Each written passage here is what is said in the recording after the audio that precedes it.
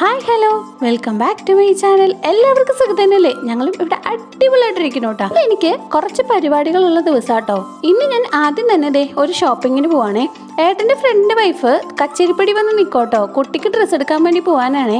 അങ്ങനെ ഞാൻ ബസ് കയറി കച്ചേരിപ്പടിയിലേക്ക് പോവാട്ടോ. ഇത് കഴിഞ്ഞ് വന്നിട്ട് വേണം ഇനി അമ്മേനെ ആദൂനെയും കൂട്ടി ബാങ്കിലൊക്കെ ഒന്ന് പോകാനുണ്ട്. ഞാൻ കച്ചേരിപ്പടി നിൽക്കാൻ തുടങ്ങിയിട്ട് ഒരു 10-15 മിനിറ്റ് ആയിട്ടോ. അവൾ എത്തിയിട്ടുണ്ടായിരുന്നില്ലേ.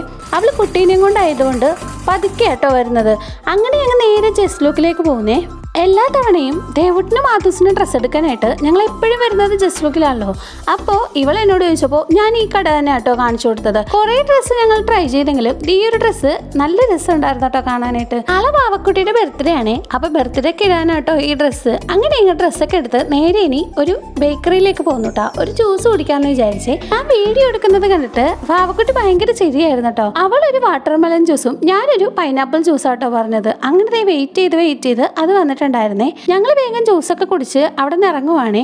അമ്മയും മാധൂസും ബസ് സ്റ്റോപ്പിൽ കട്ട വെയിറ്റിംഗ് ആട്ടോ. ഇപ്പൊ സമയം ഏകദേശം 12 മണിയൊക്കെ ആകാറായിട്ടുണ്ടായിരുന്നേ. ഞങ്ങൾക്ക് ബാങ്കിൽ പോകാനുള്ളതാട്ടോ ഞാൻ ഇത്ര ധൃതി പിടിച്ചത്. അവൾ ഓട്ടോ കയറി വീട്ടിലോട്ടും പോയി. ഞങ്ങൾ ബസ്സിൽ കയറി ഇനി തോപ്പുംപടിയിലേക്ക് പോവാണ്. തോപ്പുംപടി പോയിട്ട് ഞങ്ങൾക്ക് 2 കാര്യങ്ങൾ ചെയ്തു തീർക്കാനുണ്ട് കേട്ടോ. ഒന്ന് SBI ബാങ്കിലും പോകണം. പിന്നെ ദേവുട്ടിന്റെ യൂണിഫോം എടുക്കാനായിട്ട് നമ്മുടെ തോപ്പുംപടിയിലുള്ള ഷേണൈസ് തുണിക്കടയിൽ കൂടെ പോകണോട്ടാ.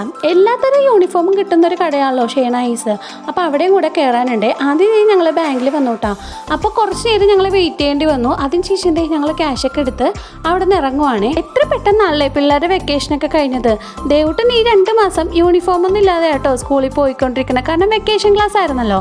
ഇനി ജൂൺ മുതൽ യൂണിഫോം ഒക്കെ ഇട്ട് ഷൂ ഒക്കെ ഇട്ട് വേണമല്ലോ പോകാൻ. ഫസ്റ്റ് ടൈമാണ് ദേവുട്ടൻ ഇങ്ങനെ യൂണിഫോം ഒക്കെ ഇട്ട് ജൂൺ മുതൽ സ്കൂളിൽ പോകാൻ പോകുന്നത്. അത് കാണാനായിട്ടുള്ള ഒരു എക്സൈറ്റ്മെന്റ് കേട്ടോ ഞങ്ങളെല്ലാവരും. ആദൂസിന്റെ കാര്യത്തിൽ ഇങ്ങനത്തെ ഒരു ടെൻഷൻ ഞങ്ങൾക്ക് ഇല്ല കേട്ടോ. കാരണം സ്കൂളിൽ തന്നെ തുണിയുണ്ട്. പിന്നെ അവരെന്നെ സ്റ്റിച്ച് ചെയ്തും തരും.